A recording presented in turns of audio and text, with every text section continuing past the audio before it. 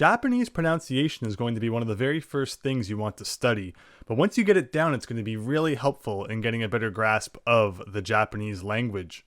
To start, you have your 5 vowels, a, I, U, E, and O, and they are always pronounced exactly the same, which makes Japanese, in that sense, simpler than you might expect.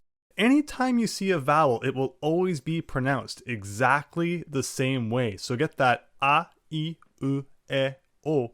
Repeat that to yourself out loud, get that memorized, and already once you see any Japanese words, you're on your way to pronouncing them correctly. Now, another one of the initial things you're going to want to study when you dive into the Japanese language is hiragana and katakana.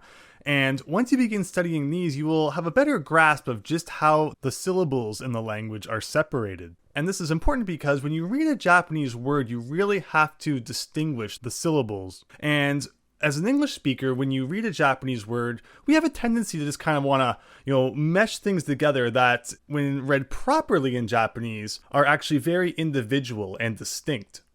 So let's have a look at these 2 words, karate and karaoke. And based on what we just discussed, you can already tell that these are going to have much different pronunciations when said the proper Japanese way. Karate, karaoke. Karate, karaoke. You should be able to hear each individual vowel when pronounced properly in Japanese, and you can even tell how in the Japanese pronunciations the ka at the beginning of each word is the same. Karate, karaoke, unlike in English where it's karate and karaoke. When you see that a in Japanese, you know it's always pronounced in that same way. So once you can wrap your head around that, Japanese words are far less mysterious. And then the other thing that needs to be addressed, of course, is how did we know that that is where the individual syllables are? How did we know that the syllable didn't extend longer than just the ka, or the la, or the o, or the ke? And that again comes from the importance of learning katakana and hiragana, because as you do, you'll see that each character represents a syllable. So once we write that in katakana, now you look at it and you can say, oh, each of these characters is a syllable. That makes it much easier in your head to look at the word and understand how it's properly pronounced.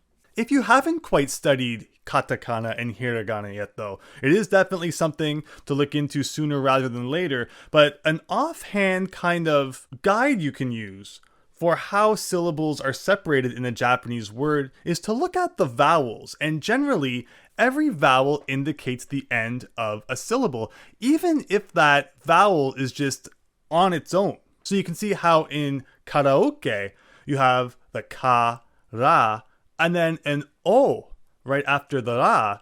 Well, the ra, the a at the end of that represents the end of the syllable, followed by o. But even though there's no consonant before it, still that's a vowel, so that is another syllable. And then following that you have the ke, so we have the consonant and then the vowel, and then that's the end of that syllable. So that's kind of a trick you can use to break words down in your head if you don't have the Japanese hiragana or katakana readings in front of you. One of the main things you're going to want to take away from this lesson though, and something that native English speakers seem to struggle a little bit with, because I think we do it a lot when we're speaking English, is combining 2 vowels into a single syllable.